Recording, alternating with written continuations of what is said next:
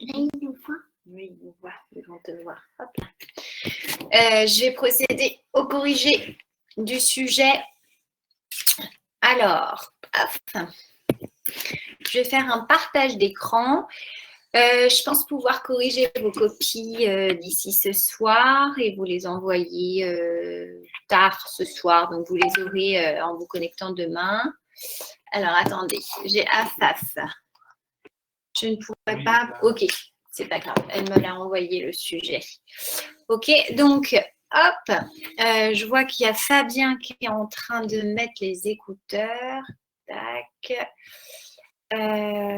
Et je vais partager mon écran.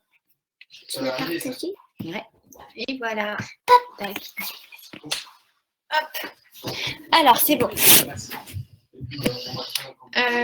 Donc, normalement, hop, je vais, si je dis pas de bêtises, vous me dites, attendez, annule, tac. Voilà. Est-ce que vous voyez le… Alors, attendez. Je vais juste m'assurer. Est-ce que vous voyez le corrigé là?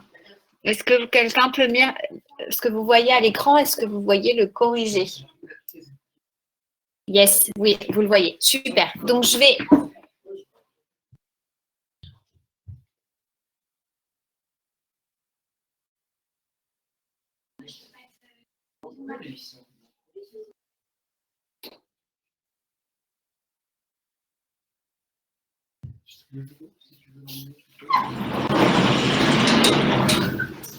Voilà, voilà. Alors, donc, vous aviez ce sujet. J'espère que ça s'est bien passé pour vous. Je vois 2 flèches qui tournent. Donc, Diogo, là, normalement, vous devriez voir le sujet sur lequel vous venez de plancher. Là, je viens de faire un partage d'écran et normalement, vous voyez le PDF sur lequel vous avez travaillé et je confirme ce que vous m'avez envoyé le sujet. C'est pas ce que vous voyez?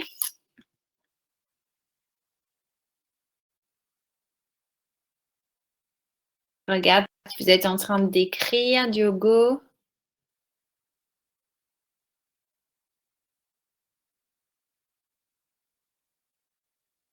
Je vois 2 flèches qui tournent.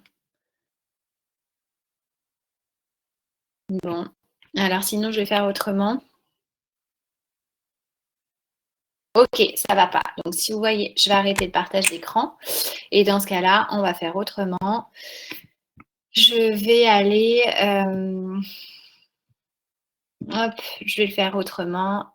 On va télécharger. Ça va prendre 2 secondes puisque c'est des documents qui sont très légers. Donc, on va faire comme ça. C'est pas grave. Voilà le sujet. Tac. Voilà, on va travailler sur un document téléchargé. C'est pas très embêtant. Voilà, voilà. Donc là, normalement, vous avez le partage d'écran, tableau blanc. Luna, là, normalement, c'est bon. Du coup, je regarde juste sur WhatsApp s'il y en a qui… blablabla. Donc, non, tout va bien. Donc, c'est pas un sujet qui devait être trop… Enfin, je ne sais pas si vous l'avez trouvé compliqué ou pas. En termes de raisonnement, c'était pas dur. Il y avait un petit piège sur les enzymes proposées. Il y en avait une qu'il ne fallait pas conseiller dans la réalisation du jus de banane. Donc, je vais vous proposer une correction en direct et puis moi, je vais ensuite travailler sur vos copies et je vous les envoie d'ici ce soir. Donc, glycémie et diabète, on aborde le dernier thème de l'année. Les mauvaises habitudes alimentaires sont un des facteurs intervenant dans le développement de l'obésité et du diabète de type 2, donc le diabète insulino-résistant associé à cette maladie qui est l'obésité. Il est donc conseillé d'éviter d'habituer les enfants à consommer des aliments trop sucrés. Sous-entendu sucre rapide. Conscient de ces recommandations, un industriel voudrait commercialiser un jus de banane spécialement conçu pour les jeunes enfants. Donc, son objectif va être de faire un jus de banane peu sucré.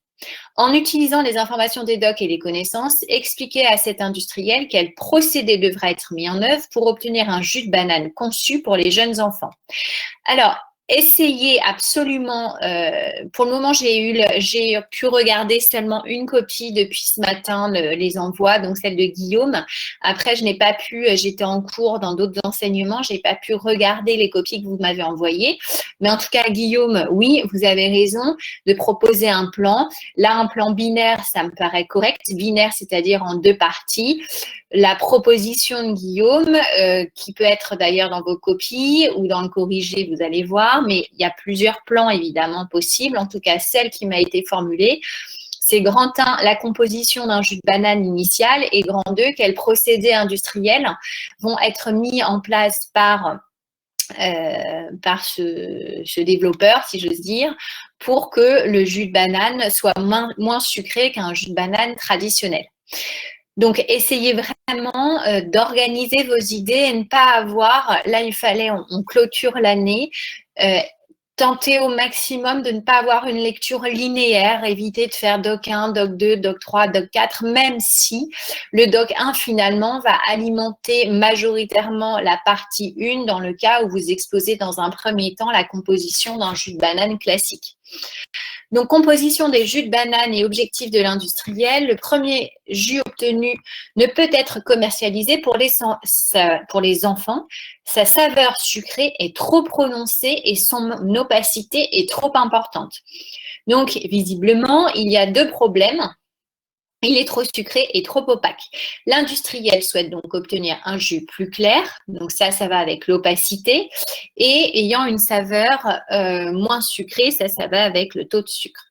Donc, vous avez dans la première colonne différents nutriments, eau, protéines, glucides, dont amidon, maltose, glucose, les lipides et les ions minéraux, sodium, magnésium, potassium, calcium. Deuxième colonne, vous avez la composition du jus de banane initial. Et troisième colonne, le jus de banane que l'industriel aimerait obtenir. Lorsque vous avez une lecture rapide de ce document, enfin sans être rapide d'ailleurs, vous constatez que les premières lignes sont équivalentes. Donc, il ne cherche pas à varier la teneur en eau ni la teneur en protéines. Par contre, il ne cherche pas quantitativement à varier la teneur des glucides, mais qualitativement.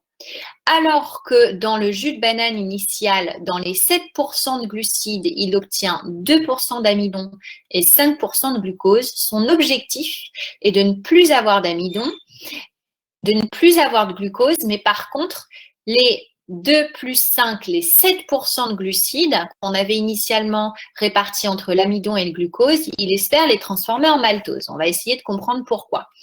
Les lipides et les ions minéraux, aucun intérêt pour l'industriel, il ne va pas travailler dessus. Caractéristiques de quelques glucides, ce document il est important à mettre en relation avec le document 1 sur finalement les caractéristiques organoleptiques du jus de banane. Pourquoi? Parce qu'on comprend que l'amidon contribue à l'opacité d'un jus de fruits de manière très significative. Plus, ça veut dire contribue beaucoup.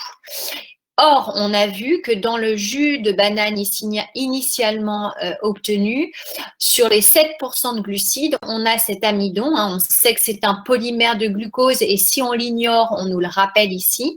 Ce polymère de glucose est à 2% alors qu'il est en trace dans le jus qu'il souhaite obtenir. Donc, on a bien compris que cet industriel veut éliminer l'amidon de son jus initial, passer de 2% à 0%. On va voir comment. Donc, son objectif, c'est d'enlever l'opacité et cette opacité, elle est due à l'amidon. Donc, ça va être de transformer l'amidon. Enfin, contribution à la saveur sucrée. Je vous rappelle qu'il souhaite que le jus de banane soit moins sucré. L'amidon ne contribue pas à la valeur sucrée. Donc, finalement, la destruction de l'amidon va pouvoir, enfin, la transformation de l'amidon va pouvoir diminuer l'opacité, mais n'aura aucun effet sur la saveur sucrée. En fait, grâce à ce tableau du document 2, on conclut que c'est le glucose, cette ose simple, qui a un pouvoir sucrant très important. C'est lui qui contribue de manière significative à la saveur sucrée d'un aliment. Or, effectivement, dans un jus de banane initial, sur les 7% de glucides obtenus, on a 5%, c'est du glucose.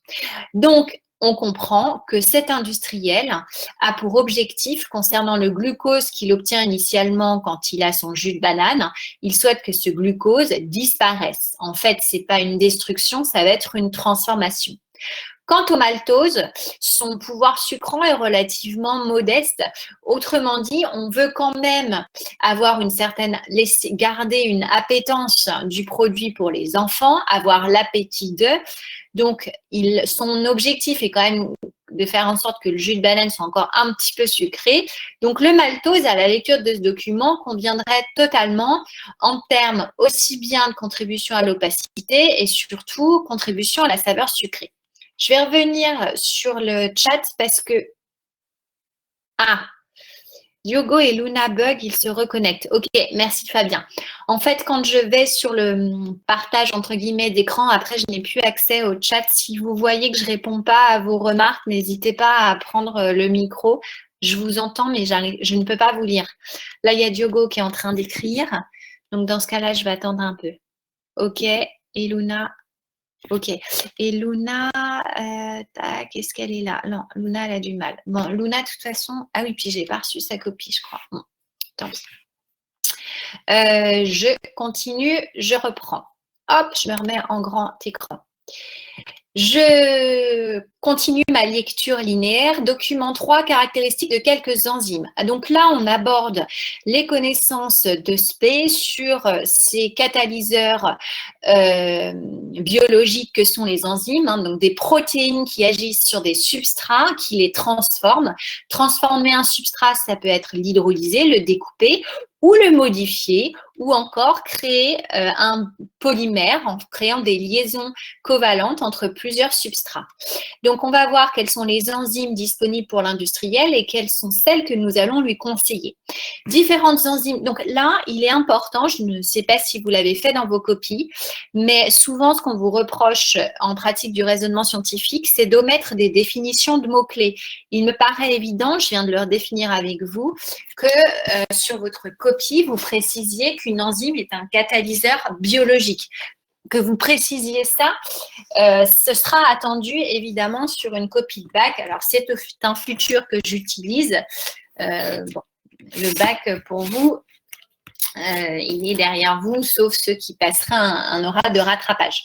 Donc, différentes enzymes sont couramment utilisées dans l'industrie agroalimentaire pour modifier les caractéristiques des aliments. Parmi celles-ci, l'industriel dispose de 3 enzymes. L'amylase, on la connaissait, mais on vous expliquait de nouveau quel était son substrat et son action. La maltase et la maltose synthase. Doc 3A, étude expérimentale de l'amylase. Alors là, il fallait prendre le temps de lire ce document parce qu'il peut être pénalisant si vous avez une lecture trop rapide. Vous pouvez passer à côté, notamment de la dernière ligne, le glucotest, il y avait quelque chose à repérer. Je vais juste je regarde si, entre-temps, ok. Donc, il n'y a pas eu de remarque du chat, donc je reprends mon analyse. Donc, on souhaite déterminer le rôle de l'amylase. Donc là, doc 3A, c'est l'amylase, doc 3B, la maltase et doc 3C, la maltose synthase. Donc là, on s'intéresse à l'amylase ainsi que les conditions dans lesquelles elle agit. On réalise 4 tubes à partir desquels on effectue différents tests. Tube 1, tube 2, tube 3, tube 4. Résultat obtenu à 0 minute. Donc avant, finalement, là, on met l'enzyme au contact de son substrat et au temps T0, la réaction enzymatique, elle n'est pas instantanée non plus. Donc, en fait, ici, c'est votre témoin négatif. Vous constatez que le test à l'eau iodée, et on sait que l'eau iodée révèle la présence d'amidon. On vous le rappelle ici, quand elle donne une couleur bleu-violacée, c'est un test positif, c'est un révélateur de la présence de ce polymère de glucose. La liqueur de Fehling, si vous l'aviez oublié, on vous rappelle que la liqueur de Fehling, c'est un test qui permet de mettre en évidence des sucres simples, des sucres réducteurs comme le maltose ou le glucose. Donc, en tout début, au temps T0 minutes, le test à la liqueur de Fehling était évidemment négatif. Le glucotest, il était important de lire ce que révèle un glucotest. Eh bien, un glucotest, quand il affiche un moins, ça signifie absence de glucose. Et quand il affiche un plus, comme son nom l'indique, ça révèle la présence de glucose. Donc, à 0 minute, on s'assure bien. Dans les 4 tubes, on a mis dans le premier de l'amylase en présence de son substrat potentiel, mais à température très faible. On va donc ralentir la réaction enzymatique. Vous diminuez l'agitation moléculaire de sorte que vous diminuez la probabilité que l'enzyme rencontre son substrat et donc que la mise en place des complexes enzymes-substrat se réalise.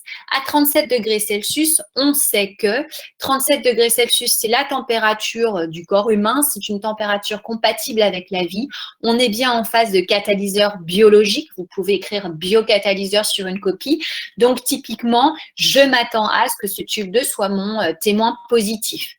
Amidon plus amylase, cette fois-ci à 85 degrés Celsius. Là, on n'est plus vraiment dans des températures compatibles avec la vie. Certes, on favorise l'agitation moléculaire, donc on pourrait espérer une accélération de la réaction en augmentant la probabilité que l'enzyme rencontre son substrat, mais à 85 degrés Celsius, vous commencez à dénaturer les protéines. Dénaturer une protéine, c'est modifier sa structure tridimensionnelle, ce qu'on appelle sa conformation spatiale. Si je dénature, si je modifie cette structure 3D, je risque d'altérer le fonctionnement de la protéine. Donc ça valide juste en fait que l'amylase est bien une protéine. Et enfin, le tube 4, amidon plus eau, c'est votre témoin négatif. On s'assure que l'amidon n'est pas capable seul de s'hydrolyser à 37 degrés Celsius. Donc, au bout de 8 minutes, quand je balaye ici le tableau, je constate que seul le tube 2 révèle une couleur différente de l'état initial où on était à bleu violacé. Seul le tube 2 révèle une couleur jaune. Or, si j'ai du jaune en présence d'eau iodée, c'est que l'amidon a disparu. Test à l'eau iodée présentant une couleur jaune, absence d'amidon.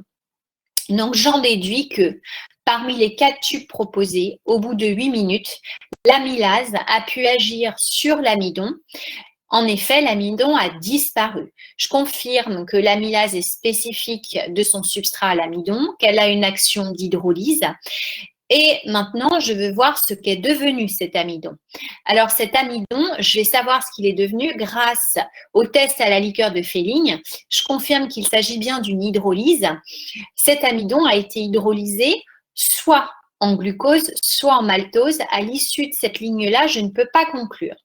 En revanche, je n'ignore pas la dernière ligne, glucotest à 8 minutes. Et là, je constate un glucotest négatif. Donc ça, c'est super important. Vous devez conclure grâce au document 3A qu'après 8 minutes seulement d'action à 37 degrés Celsius, l'amylase utilisée par l'industriel va hydrolyser l'amidon en maltose. Donc ça, c'est très, très important. Je vais me remettre. Est-ce qu'il y a... Tout va bien? Il n'y a pas de remarques? Alors, je continue. S'il n'y a personne qui prend la parole, je reprends la suite des explications. Paf. Où en étais-je? Ouais. Donc là, super important, l'amylase hydrolyse l'amidon en maltose. Activité de la maltase. Un maltose, finalement, c'est un dimère de glucose. Et ici, vous avez l'enzyme, c'était expliqué là, l'enzyme maltase. Ici, ce dimère de glucose, c'est le maltose. Et que fait cette maltase? Elle agit sur maltose. Logiquement, une maltase a comme substrat le maltose. Et quelle est son action? C'est une hydrolyse. Donc la maltase, elle va le maltose en 2 glucoses. Cette maltase, on vous dit qu'elle fonctionne de manière optimale à 37 degrés Celsius. Alors attention, là, il y a un piège. Si vous dites à l'industriel de prendre l'amylase, de l'utiliser seulement 8 minutes à 37 degrés Celsius, alors vous allez lui dire que finalement, l'intérêt de cette utilisation de l'amylase va être de transformer l'amidon en maltose. Or, je vous rappelle, c'était l'un des objectifs de l'industriel. Il veut se débarrasser des 2% d'amidon. Donc, si vous lui conseillez seulement 8 minutes à 37 degrés Celsius l'utilisation d'amylase sur son jus de banane, il va pouvoir ainsi transformer les 2% d'amidon en 2% de maltose. Ça, c'est top. D'accord? Par contre, si vous lui dites aussi d'utiliser la maltase, alors là, c'est une erreur de votre part, parce que si l'industriel utilise aussi la maltase à 37 degrés Celsius, eh bien le maltose, les 2% là de votre amidon qui est devenu maltose va ensuite devenir glucose. Et ça, c'est une erreur stratégique puisque vous allez augmenter encore plus la saveur sucrée. Donc, il y avait un petit piège parmi les enzymes proposées. Oui, on va lui conseiller l'usage de l'amylase à 37 degrés Celsius pendant seulement 8 minutes, mais surtout, on va lui déconseiller l'usage d'une maltase qui transformerait le maltose obtenu ici en glucose, ce qui n'est pas l'objectif de l'industriel puisqu'il veut diminuer le taux de sucre, le taux de glucose précisément, dans son jus de banane. Activité enfin d'une dernière enzyme, la maltose synthase. Quel est son mode de fonctionnement? Maltose synthase, elle porte là encore le nom de l'action qu'elle réalise, à savoir, elle polymérise de glucose en maltose. Elle synthétise du maltose. Et on vous dit que cette enzyme maltose synthase, elle a été testée à plusieurs températures. Et la chance encore, sa température optimale est à 37 degrés Celsius. Donc, on va pouvoir conseiller à l'industriel, là, on est très content, parce que le glucose qu'il obtient lorsqu'il fait son jus initial, les 5% de glucose qui le dérange, eh bien, on va pouvoir les transformer grâce à la maltose synthase en maltose, qui lui a un faible pouvoir sucrant et agit faiblement sur l'opacité du jus de banane. Donc, vous comprenez comment il obtient ces 7%. 7%, c'est 5 plus 2%. Les 5% de glucose vont être polymérisés grâce à la maltose synthase à 37 degrés Celsius. Son temps de réaction, on l'ignore. Et les 2% restants d'amidon vont être hydrolysés grâce à l'amylase. Alors, par contre, il me paraît important de préciser dans le protocole industriel pour ce monsieur-là, de bien lui dire ne pas dépasser les 8 minutes, parce qu'il est probable que si vous laissez plus longtemps à 37 degrés, votre maltose risque finalement de s'hydrolyser. Sans la maltase, il est capable de s'hydrolyser. Je pense que ça pouvait être quelque chose à préciser. Eva. Bonjour Eva. Comment il peut l'utiliser seulement pendant 8 minutes? Ça, c'est dans les process. Il va mettre dans sa cuve son jus de banane avec les deux enzymes. Alors après, dans des concentrations à lui, à vous normalement de les calculer, mais ça, il faudra avoir les droites, les cinétiques enzymatiques pour avoir une idée un petit peu de la concentration à apporter en enzymes. Mais l'idée, c'est vraiment de mettre le jus de banane à 37 degrés Celsius. Je pense que vous l'avez précisé, c'était important cette donnée, 37 degrés Celsius. Et 8 minutes, ça me paraît bien aussi de le dire. Si vous avez omis les 8 minutes, c'est pas dramatique. Guillaume, je suis pas sûre que vous l'ayez mis et je vous ai mis quand même une très bonne note. On est sur une évaluation type bac. Donc, en gros, j'avais mis, alors j'attends juste que vous me racontiez là. Je finis de lire ce que vous êtes en train d'écrire et après, je vais vous projeter le corrigé. Il y a Léa qui est en train d'écrire et il y a...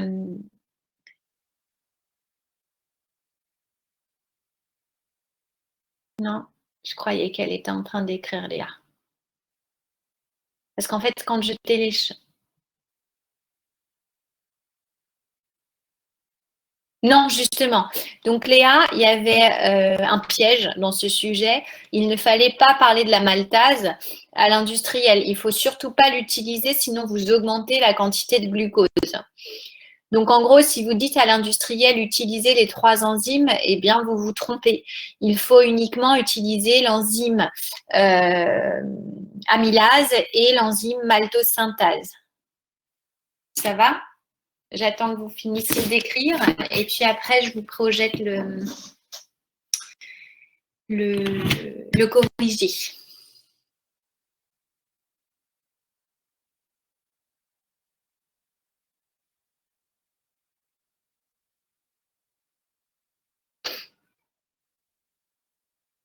Ouais, mais on devait aborder le sujet comme quoi c'était inutile ou on pouvait zapper. Alors, je vous propose un... Ouais, Est-ce qu'on est pénalisé si on n'a pas abordé un doc? Vous pouvez, moi, je serai élève puisque je passe un bac et que je suis pas encore dans le supérieur et que je veux pas qu'on me reproche d'avoir omis l'analyse d'un document. Je citerai tout de même à l'industriel qu'il existe d'autres enzymes, notamment une maltase, mais qu'elle n'est surtout pas à utiliser dans la mesure où, comme le doc 3B l'indique, cette enzyme agit sur le maltose et l'hydrolyse en 2-glucose qui ont un pouvoir sucrant important.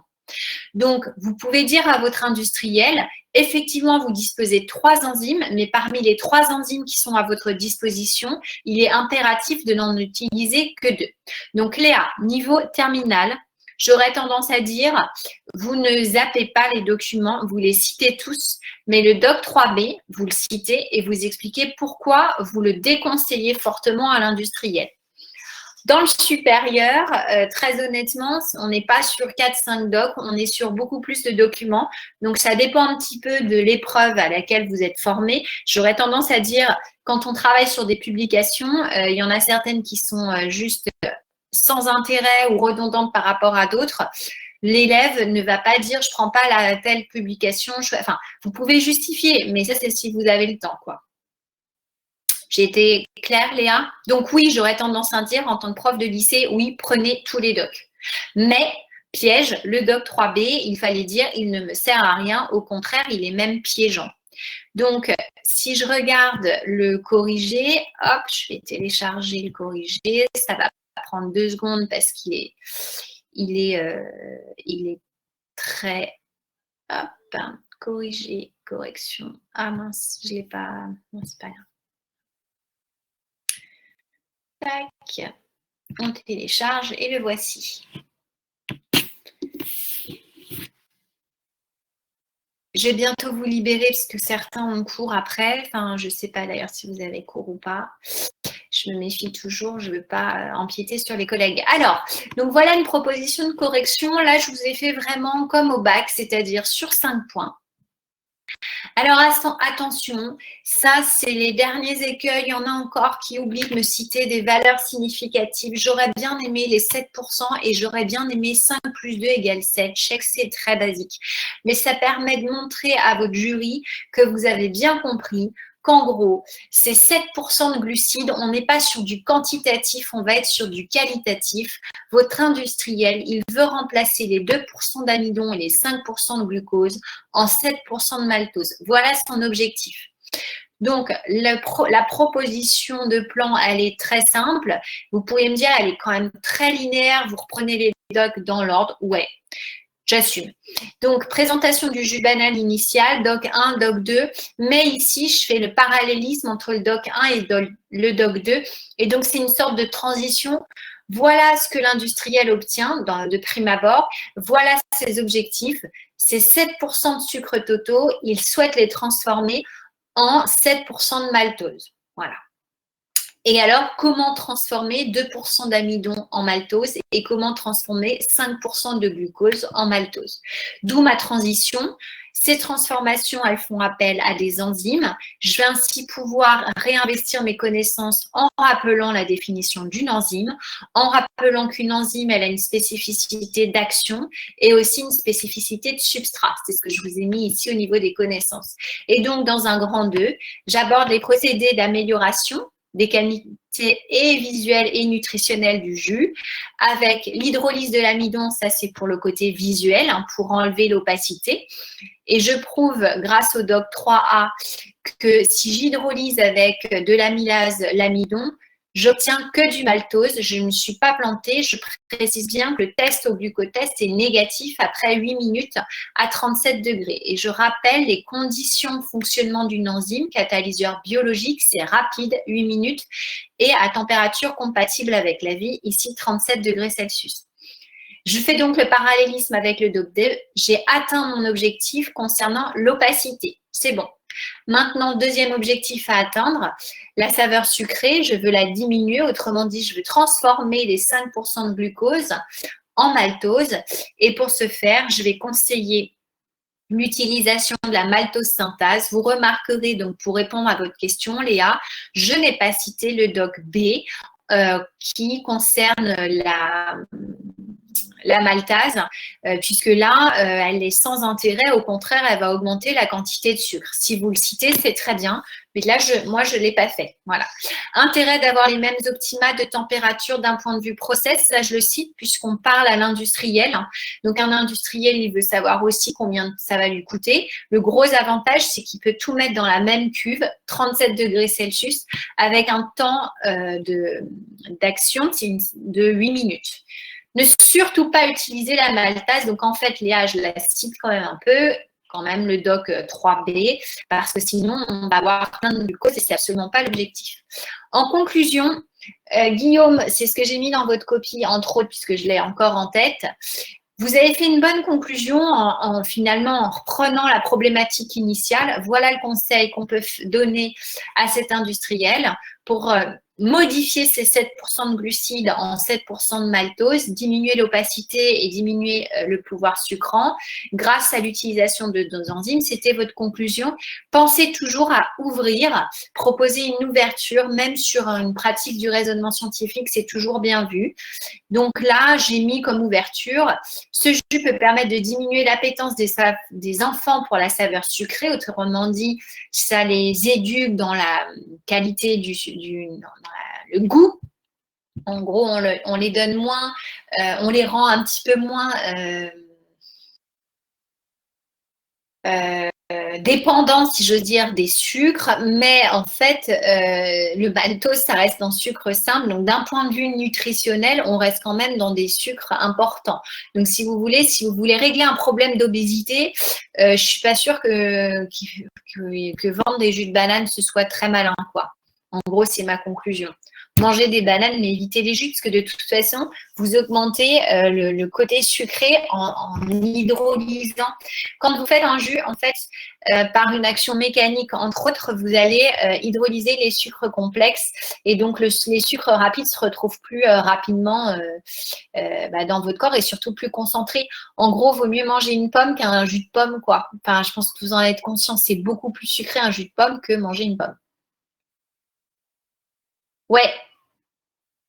En fait, l'idée, il a raison sur le côté l'appétence, avoir l'appétit. Il a raison, autant ne pas trop habituer les enfants à manger trop sucré, ne pas mettre de sucre dans les yaourts et autres, c'est bien.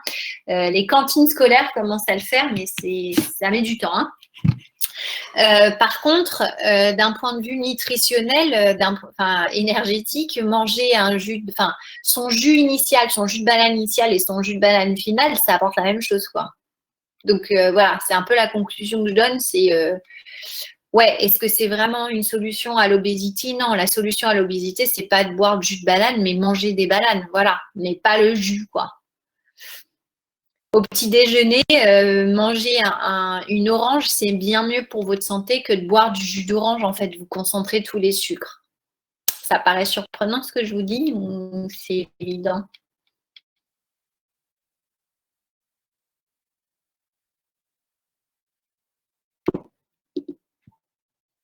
Ça va? Je vois qu'il y a Fabien qui est en train de noter quelque chose. Ouais, alors la dernière chose, peut-être que j'aurai le temps de vous en parler là en tronc commun parce qu'on va aborder d'autres parties là, du programme, ce que je vous ai proposé là sur le sondage Google Forms. Ouais, votre microbiote intestinal, il adore les fibres. Si vous lui en donnez pas, vos bactéries, elles ne se multiplient pas et les bactéries de votre intestin, elles sont là pour vous aider à digérer, pour vous aider à aller bien. Donc, c'est pour ça qu'en fait, les fibres, quand j'étais à votre place, on nous disait manger des fibres pour le transit intestinal et on avait plutôt une approche mécanique. On pensait qu'en gros, ça favorisait l'avancement du bol alimentaire, etc. En fait, oui, c'est vrai, mais c'est surtout qu'il y a plein de bactéries dans votre côlon en particulier qui utilisent les fibres et ça on s'en est rendu compte il n'y a pas longtemps et ces bactéries-là elles les utilisent donc quand il y a des fibres elles se multiplient et elles participent à la digestion de ces fibres et en plus elles vous protègent contre de mauvaises bactéries. Donc c'est pour ça que c'est important de manger plutôt les fruits. En ce moment c'est la période. Ouais, il y en a dans les céréales. Donc, les fruits frais, là, ça y est, on y est. Au printemps, essayez de faire la cure de fruits frais, c'est ce qu'il y a de mieux. Et les céréales, ouais, dans les céréales pas trop transformées, je dis pas trop parce qu'en fait, les céréales pas trop transformées, elles sont très pauvres en sucre. Les céréales que vous achetez, Kellogg's et autres, elles sont extrêmement sucrées, un sucre rapide, on s'en rend pas nécessairement compte. Donc après au petit déjeuner, ça reste le repas où en gros vous pouvez faire un peu n'importe quoi, si j'ose dire. C'est le repas le plus important de votre journée. Donc vous avez intérêt à bien manger. Ah, il y a Louise qui nous dit qu'il y a des premiers résultats pour Parcoursup. Ouh, bon, et ben va falloir se déconnecter, foncer, aller regarder. Je sais pas, Louise, elle nous dit ça. Et ben moi aussi, je vais aller me connecter puisque j'ai le droit de voir vos résultats. Bon, et surtout, vous serez peut-être tous en liste d'attente. Hein. C'est vraiment important. Je me permets d'insister sur ce que vous a dit Monsieur Ponton. C'est normal, ok? Et très rapidement, vous allez voir, vous allez gagner 500, parfois 1000 places. Tous les élèves de terminale sont sur Parcoursup, donc il y a de l'attente, c'est normal, ok? Est-ce que vous avez d'autres questions avant que je ferme la salle? Non? Tout le monde est déjà sur Parcoursup. Ok, j'ai vu, je vois que vous êtes super pressés. Eh bien, bonne journée. Je vous envoie d'ici ce soir, j'espère avoir le temps de corriger toutes vos copies. Si vous n'avez pas de nouvelles de moi, ce sera, enfin, pas de nouvelles de vos copies, vous les recevrez jeudi. Allez, bonne soirée tout le monde et puis je croise les doigts là pour Parcoursup. À demain.